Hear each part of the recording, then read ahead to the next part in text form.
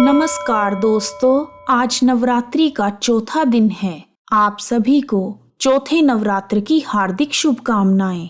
आज नवरात्रि के चौथे दिन मैं आप सभी के समक्ष दुर्गा सप्तशती का चौथे दिन का पाठ प्रस्तुत कर रही हूँ, जिसमें दुर्गा सप्तशती का अध्याय 5, 6, 7 तथा 8 सम्मिलित हैं। दुर्गा सप्तशती के प्रथम अध्याय में हमने जाना कि देवी का प्रादुर्भाव कैसे हुआ था। दुर्गा सप्तशती के दूसरे दिन के पाठ में देवी दुर्गा द्वारा महिषासुर के वध का वर्णन किया गया है कि देवी ने कैसे महिषासुर नामक दैत्य का वध किया था। तीसरे दिन के पाठ में महिषासुर के वध से खुश होकर देवताओं ने देवी की स्तुति की और देवी से वरदान मांगा कि जब जब देवता माँ को पुकारेंगे, माँ उनकी सहायता के लिए आ जाएंगी। और देवी दुर्गा ने देवताओं की स्तुति से प्रसन्न होकर उन्हें मनवांछित वरदान प्रदान किया। आइए अब शुरू करते हैं दुर्गा सप्तशती का चौथे दिन का पाठ। बोलो जयकारा महामाई दा, बोल साचे दरबार की जय। जय माता दी। पूर्व काल में शुंभ निशुंभ नामक दो दैत्यों ने अपने बल के मद में चूर होकर इंद्र का राज्य और यज्ञ भाग छीन लिए और वह दोनों इसी प्रकार सूर्यदेव, चंद्रदेव, धर्मराज और वरुण देव के अधिकार भी छीनकर स्वयं ही उनका प्रयोग करने लगे। वायु और अग्नि का कार्य भी वही करने लग गए और इसके पश्चात उन्होंने जिन देवताओं के अधिकार छीने थे उनको अपने अपने स्थान से निकाल दिया। इस तरह से अधिकार छीने हुए तथा दैत्यों द्वारा अपमानित करके निकाले हुए देवता अपराजिता देवी का स्मरण करने लगे। देवी ने हमें वरदान दिया था कि मैं संपूर्ण विपत्तियों को नष्ट करके तुम्हारी रक्षा करूंगी। ऐसा सोच विचार कर सब देवता हिमालय पर गए और भगवती विष्णु माया की स्तुति करने लगे। देवताओं ने कहा, हे देवी तुम्हें नमस्कार है, शिवा तुम्हें नमस्कार है, प्रकृति और भद्रा को नमस्कार है। हम सभी रौद्र, नित्य और गौरी को नमस्कार करते हैं। ज्योत्सनामयी, चंद्र रूपिणी व सुख रूप देवी को निरंतर नमस्कार है। शरणागतों का कल्याण करने वाली वृद्धि और सिद्धि रूपा देवी हम तुम्हें नमस्कार करते हैं। नेत्री, राजाओं की लक्ष्मी तथा सावर्णी को नमस्कार है। दुर्गा को दुर्ग स्थलों को पार करने वाली दुर्गापरा, सारा सरकारिणी, ख्याति, कृष्ण और धूम्र देवी को नमस्कार है। अत्यंत सौम्य तथा अत्यंत रौद्र रूपा को हम नमस्कार करते हैं। उन्हें हम बारंबार नमस्कार करते हैं। हम सभी जगत की आधारभूत कृति देवी को बार बार नमस्कार करते हैं। जिस देवी को प्राणी मात्र विष्णु माया कहते हैं उसको नमस्कार है। जो देवी समस्त प्राणियों में बुद्धि रूप से स्थित है, निद्रा रूप से विराजमान है और जो देवी संपूर्ण प्राणियों में क्षुधा रूप से विराजमान है, छाया रूप से तथा शक्ति रूप से स्थित है, उसको हम नमस्कार करते हैं। जो देवी सब प्राणियों में तृष्णा रूप से स्थित है उसको हमारा नमस्कार है। जो देवी समस्त प्राणियों में शांति रूप से स्थित है उसको हम नमस्कार करते हैं। जो सब प्राणियों में श्रद्धा रूप से, कांति रूप से तथा लक्ष्मी रूप से स्थित है हम उसे नमस्कार करते हैं। जो देवी समस्त प्राणियों में वृत्ति रूप से स्थित है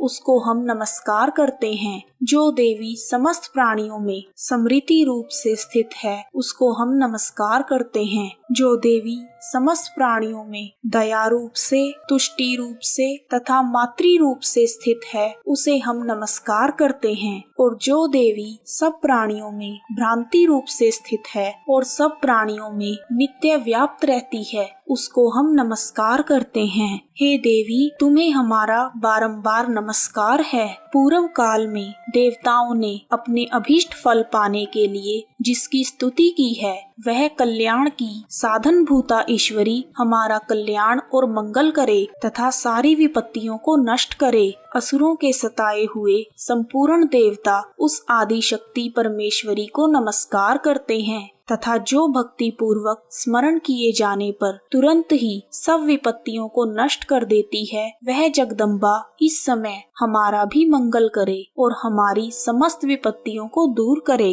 इस प्रकार जब देवता देवी की स्तुति कर रहे थे तो उसी समय पार्वती देवी गंगा में स्नान करने के लिए आई। तब उनके शरीर से प्रकट होकर शिव देवी बोली, शुंभ दैत्य के द्वारा स्वर्ग से निकले हुए और निशुंभ द्वारा हारे हुए यह देवता मेरी ही स्तुति कर रहे हैं। पार्वती जी के शरीर से जो देवी निकली थी वह अंबिका थी। उन्हें संपूर्ण लोकों में कौशिकी कहा जाता है। कौशिकी के प्रकट होने के पश्चात पार्वती देवी के शरीर का रंग काला हो गया और वह हिमालय पर रहने वाली कालिका देवी के नाम से प्रसिद्ध हुई।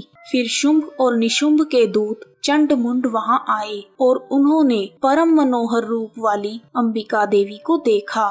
फिर वह शुंभ के पास जाकर बोले, हे महाराज, एक अत्यंत सुंदर स्त्री हिमालय को प्रकाशित कर रही है। वैसा रंग रूप आज तक हमने किसी स्त्री का नहीं देखा। हे असुरेश्वर, आप यह पता लगाएं कि वह कौन है और उसे कैसे पाया जा सकता है। वह स्त्री स्त्रियों में हीरा है।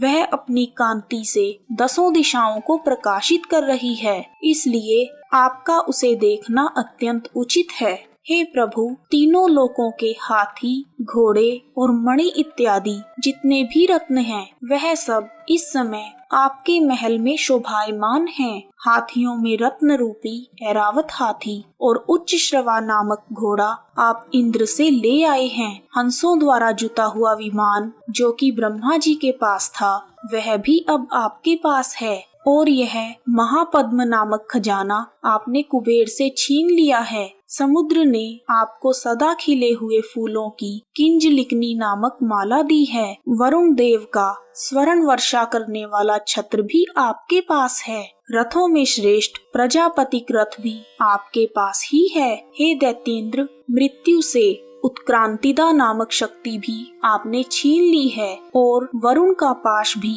आपके भ्राता निशुंभ के पास ही है। समुद्र में पैदा होने वाले सभी प्रकार के रत्न आपके भाई निशुंभ के अधिकार में हैं और जो अग्नि में ना जल सके ऐसे 2 वस्त्र भी अग्निदेव ने आपको ही दिए हैं। हे दैत्यराज, इस प्रकार सारी रत्न रूपी वस्तुएं आप संग्रह कर चुके हैं। फिर आप स्त्रियों में रत्न रूपी अनुपम स्त्री को क्यों ग्रहण नहीं करते? चंड मुंड के यह वचन सुनकर शुंभ ने विचार किया कि सुग्रीव को अपना दूत बनाकर देवी के पास भेजा जाए। दैत्यराज ने उसको सब कुछ समझा दिया और कहा कि वहां जाकर तुम उसे अच्छी तरह समझाना और कुछ ऐसा करना जिससे वह प्रसन्न होकर तुरंत ही मेरे पास चली आए। शुंभ का भेजा हुआ दूत सुग्रीव हिमालय पर्वत के उस रमणीय भाग में जा पहुंचा जहां अंबिका देवी थी। सुग्रीव ने देवी से कहा, हे देवी, दैत्यराज शुंभ जो इस समय तीनों लोकों के स्वामी हैं, मैं उनका दूत हूँ। संपूर्ण देवता उनकी आज्ञा एक स्वर में मानते हैं। अब जो कुछ उन्होंने आपके लिए संदेश भेजा है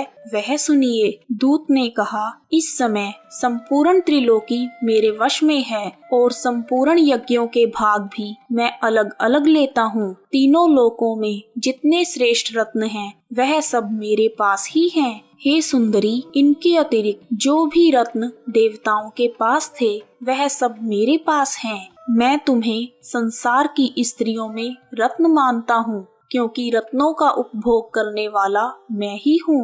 हे चंचल कटाक्षों वाली सुंदरी, अब मैं यह तुम पर छोड़ता हूँ कि तुम मेरे अथवा मेरे भाई निशुंभ की सेवा में आ जाओ। यदि तुम मुझे वरोगी तो तुम्हें अतुल महान ऐश्वर्य की प्राप्ति होगी। अतः तुम अपनी बुद्धि से विचार करके चली आओ। दूत के ऐसा कहने पर संपूर्ण जगत का कल्याण करने वाली भगवती दुर्गा मंद मंद मुस्कुराई और कहने लगी, हे दूत, जो कुछ तू कह रहा है वह सत्य है, इसमें कोई भी झूठ नहीं है। शुंभ इस समय तीनों लोकों का स्वामी है और निशुंभ उसी की तरह पराक्रमी है, किंतु इसके संबंध में मैं जो प्रतिज्ञा कर चुकी हूँ उसे कैसे झुठला सकती हूँ। अतः मैंने जो प्रतिज्ञा की है उसे सुनो। जो मुझे युद्ध में जीत लेगा और मेरे अभिमान को खंडित करेगा तथा बल में मेरे समान होगा, वही मेरा स्वामी होगा। इसलिए शुंभ और निशुंभ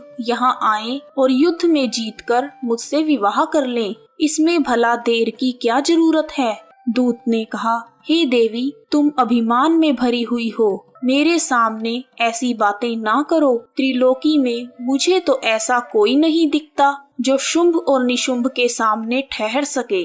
जब अन्य देवताओं में से कोई भी शुंभ व निशुंभ के सामने युद्ध में नहीं ठहर पाया, तो फिर तुम जैसी स्त्री उनके सामने रणभूमि में कैसे ठहर सकेगी। तुम मेरा कहना मानकर उनके पास चली जाओ, नहीं तो जब वह तुम्हें केश पकड़कर घसीटते हुए ले जाएंगे तो तुम्हारा गौरव नष्ट हो जाएगा। इसलिए मेरी बात मान लो। देवी ने कहा, जो कुछ तुमने कहा ठीक है। शुंभ और निशुंभ बड़े बलवान हैं, लेकिन मैं क्या कर सकती हूँ। मैं बिना विचारे प्रतिज्ञा कर चुकी हूँ। इसलिए तुम जाओ और मैंने जो कुछ कहा है वह सब आदर पूर्वक दैत्यराज से कह दो। इसके पश्चात जो वह उचित समझे वह करें। देवी की बात सुनकर शुंभ का दूत क्रोध से भर गया और वह क्रोधित होकर असुरेंद्र के पास पहुंचा और सारा वृतांत उन्हें कह सुनाया।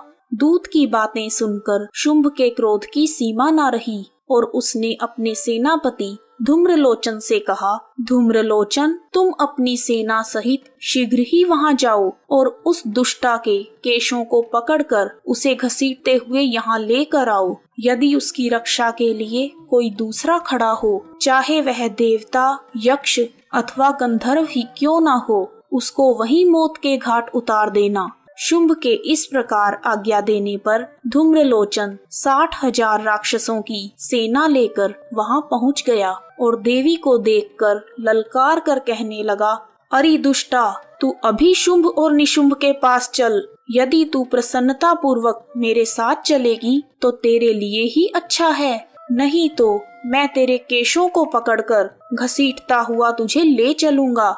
देवी बोली, दैत्यराज का भेजा हुआ तेरे जैसा पराक्रमी और बलवान यदि बलपूर्वक मुझे ले जाएगा तो ऐसी दशा में मैं तुम्हारा क्या कर सकती हूँ। ऐसा कहने पर धूम्रलोचन देवी की ओर लपका, किंतु देवी ने उसे अपनी हुंकार से ही भस्म कर दिया। यह देखकर असुर सेना क्रोधित होकर देवी की ओर बढ़ी, परंतु अंबिका ने उन पर तीखे बाणों, शक्तियों तथा फरसों की वर्षा आरंभ कर दी। इतने में देवी का वाहन भी अपनी ग्रीवा के बालों को झटकता हुआ तथा गर्जना करता हुआ राक्षस सेना पर कूद पड़ा। उसने कई असुर अपने पंजों से, कई अपने जबड़ों से और कई को धरती पर पटक कर अपनी दाढ़ी से घायल करके मार डाला। उसने अपने नखों से कई असुरों के पेट फाड़ दिए और कई असुरों का तो केवल थप्पड़ मारकर ही सिर धड़ से अलग कर दिया। इस प्रकार देवी के उस महाबलवान सिंह ने क्षण भर में ही असुर सेना को समाप्त कर दिया। शुंभ ने जब यह समाचार सुना, देवी ने अति पराक्रमी तथा बलवान धूम्रलोचन को मार डाला है और उसके सिंह ने समस्त असुर सेना का संहार कर दिया, तब उसको बड़ा ही क्रोध आया। क्रोध के मारे उसके होठ फड़कने लगे और उसने चंड तथा मुंड नामक महाअसुरों को आज्ञा दी, हे चंड, हे मुंड, तुम अपने साथ एक बड़ी सेना लेकर रणभूमि में जाओ और उस देवी के बाल पकड़कर उसे बांधकर तुरंत यहाँ ले आओ। यदि उसको यहाँ लाने में किसी प्रकार का संदेह हो तो अपनी सेना सहित उससे लड़ते हुए उसको मार डालो और जब वह दुष्टा तथा उसका सिंह दोनों मर जाएं, तब उन दोनों को बांधकर यहाँ ले आना। दैत्यराज शुंभ की आज्ञा पाकर चंड और मुंड चतुरंगिनी सेना को साथ लेकर अस्त्रों और शस्त्रों से सुसज्जित होकर देवी से युद्ध करने के लिए चल दिए। हिमालय पर्वत पर पहुंचकर उन्होंने आदि शक्ति भवानी को देखा। देवी सिंह पर बैठी हुई असुरों को देखकर मुस्कुरा रही थी। देवी को देखते ही असुर उन्हें पकड़ने के लिए तलवारें लेकर आगे बढ़े। तब अंबिका को असुरों पर बड़ा क्रोध आया और मारे क्रोध के उनका मुख काला हो गया, उनकी भ्रिकुटियां चढ़ गई और उनके ललाट में से अत्यंत भयंकर तथा विस्तृत मुख वाली लाल आँखों वाली काली माता प्रकट हुई, जो अपने हाथों में तलवार और पाश लिए हुए थी।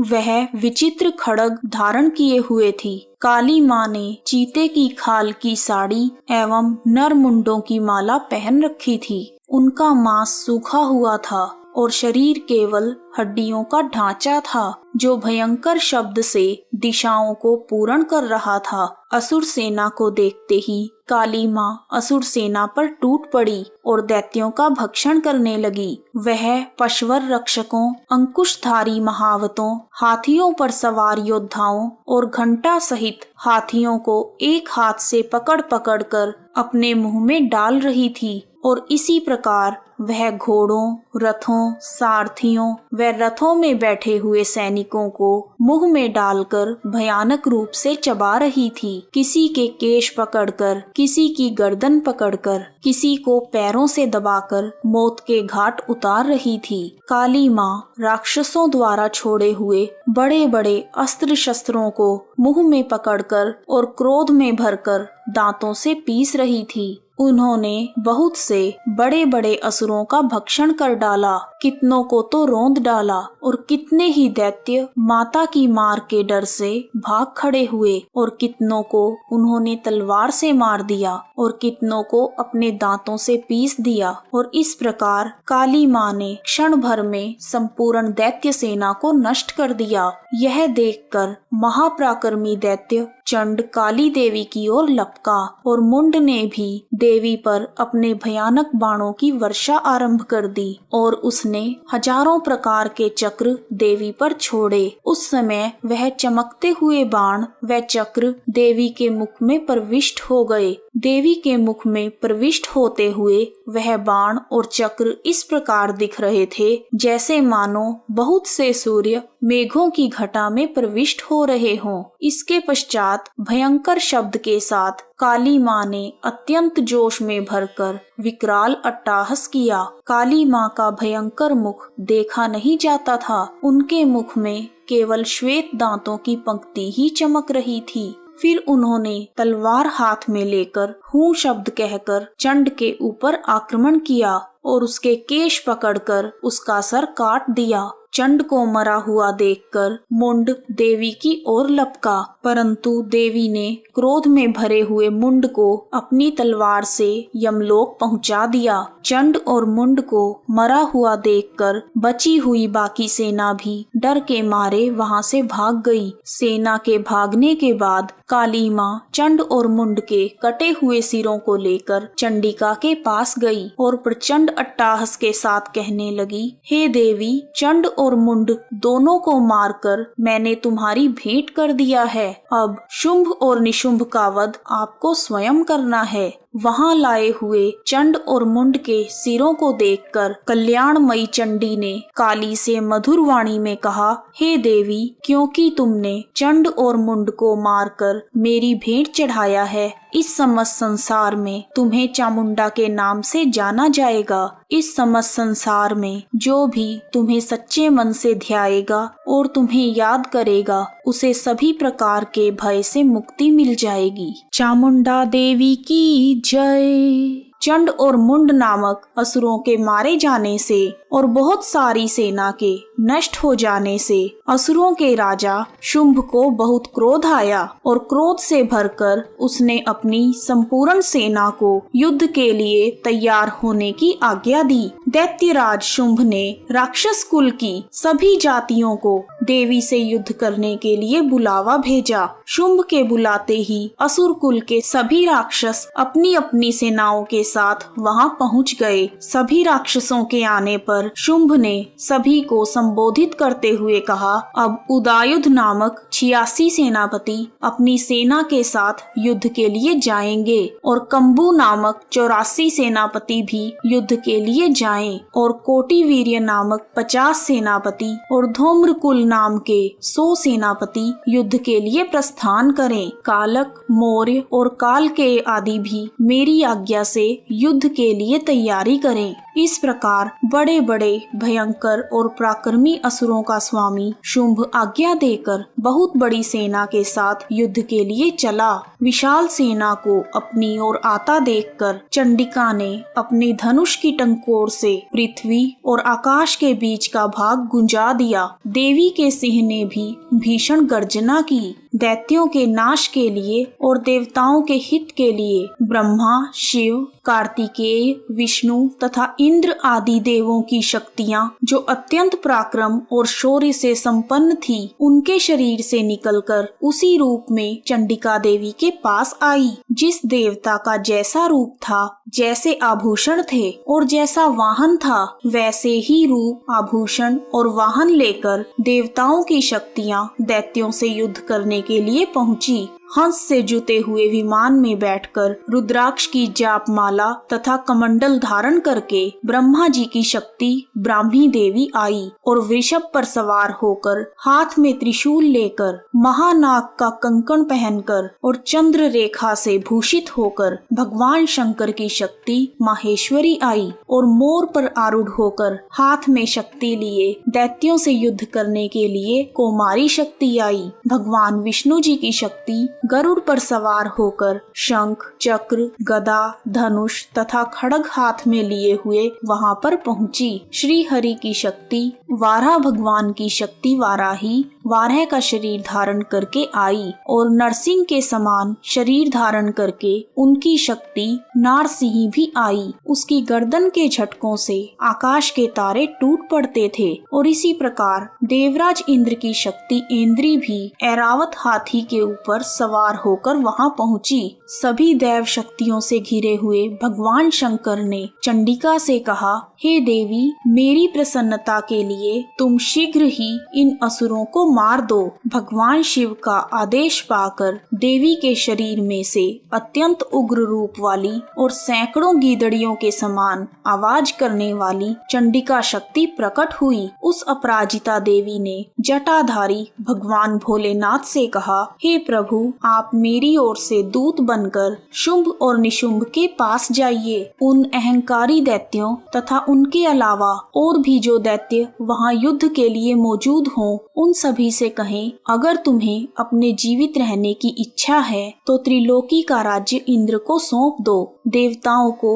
उनका यज्ञ भाग मिलना आरंभ हो जाए और तुम पाताल लोक को लौट जाओ। किंतु यदि बल के अहंकार से तुम्हारी लड़ने की इच्छा हो तो फिर युद्ध क्षेत्र में आ जाओ। तुम्हारे मांस से मेरी योगिनियां तृप्त हो जाएंगी। जिस देवी ने भगवान शंकर को दूत बनाकर शुंभ निशुंभ के पास भेजा था, वह संसार में शिव दूती के नाम से प्रसिद्ध हुई। भगवान शिव से देवी का संदेश पाकर उन दैत्यों के क्रोध की सीमा न रही और वह युद्ध करने के लिए युद्ध क्षेत्र में पहुंच गए। वहां पहुंचकर दैत्यों ने विभिन्न प्रकार की शक्तियों तथा बाणों से देवी पर प्रहार किया। देवी ने उनके फेंके हुए बाणों और शक्तियों को अपने बाणों से काट डाला और काली माता आगे खड़ी होकर शत्रुओं को त्रिशूल से विदीर्ण करने लगी और कुचलने लगी। ब्राह्मणी देवी जिस तरफ दौड़ती थी, उसी तरफ अपने कमंडल का जल छिड़क कर दैत्यों के वीर्य व बल को नष्ट कर देती थी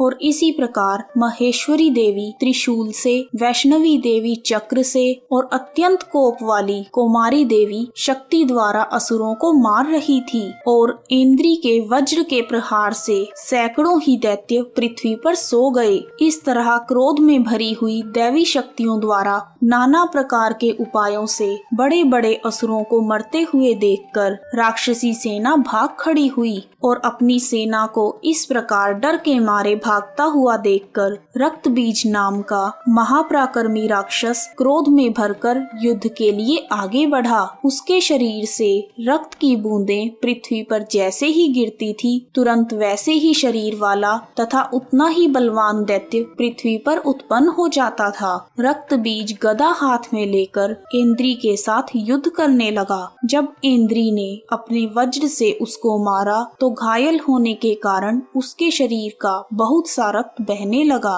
और उसकी प्रत्येक बूंद से उसके समान ही बलवान तथा महापराक्रमी अनेकों दैत्य भयंकर रूप से प्रकट हो गए। वह सब दैत्य रक्त बीज के समान ही बलवान तथा तेजवान थे। जब इंद्री के वज्र के प्रहार से उसके मस्तक पर चोट लगी तो रक्त और भी बहने लगा और उससे हजारों ही पुरुष उत्पन्न हो गए। क्रोध में भरकर उस महादैत्य ने सब देवी शक्तियों पर अलग अलग गदा से प्रहार किया और माताओं ने भी अपनी शक्ति से उसको बार बार घायल किया, जिसका परिणाम यह हुआ कि रक्त बीज जैसे सैकड़ों ही दैत्य पूरे जगत में व्याप्त हो गए, जिससे देवताओं का भय और भी अधिक हो गया। देवताओं को अत्यंत भयभीत देखकर चंडिका ने काली से कहा, हे चामुंडे, अपने मुख को बड़ा करो और रक्त बिंदुओं से उत्पन्न हुए महाअसुरों को तुम अपने मुख में भक्षण करो। इस प्रकार रक्त बिंदुओं द्वारा उत्पन्न हुए महादैत्यों का भक्षण करती हुई तुम रणभूमि में विचरण करो। इस प्रकार रक्त क्षीण होने से यह दैत्य नष्ट हो जाएगा। तुम्हारे भक्षण के कारण अन्य दैत्य प्रकट नहीं होंगे। चंडिका देवी ने काली माँ से ऐसा कहने के बाद रक्त बीज पर अपने त्रिशूल से प्रहार किया और काली देवी ने अपने मुख में उसका रक्त ले लिया। तब उसने गदा से चंडिका पर प्रहार किया। रक्त बीज के प्रहार का चंडिका देवी पर कोई असर न हुआ, किंतु रक्त बीज के शरीर से बहुत सा रक्त बहने लगा और उसके गिरने के साथ ही काली देवी ने उसे अपने मुख में ले लिया। काली माँ के मुख में उस रक्त से जो असुर उत्पन्न हुए उनको माँ ने भक्षण कर लिया और रक्त को पीती गई। उसके बाद देवी ने रक्त बीज को वज्र, बाण, खड्ग आदि से मार डाला। अनेक प्रकार के शस्त्रों से मारा हुआ और खून से वंचित वह महाराक्षस रक्त बीज पृथ्वी पर गिर पड़ा। उसके पृथ्वी पर गिरने से देवता अत्यंत प्रसन्न हुए और दैवी शक्तियाँ असुरों का रक्त पीने के पश्चात उद्यत होकर नृत्य करने लगी। इस प्रकार दुर्गा सप्तशती का चौथे दिन का पाठ पूर्ण होता है। बोलो अम्बे मात की जय। यदि आपको दुर्गा सप्तशती का चौथे दिन का पाठ पसंद आया है तो कमेंट बॉक्स में जय माता दी लिखना ना भूलें। आप सभी का हार्दिक धन्यवाद। जय माता दी। जोर से बोलो जय माता दी, सारे बोलो जय माता दी, मिलकर बोलो जय माता दी, अगले भी बोलो जय माता दी, पिछले भी बोलो जय माता दी, जय माता दी, जय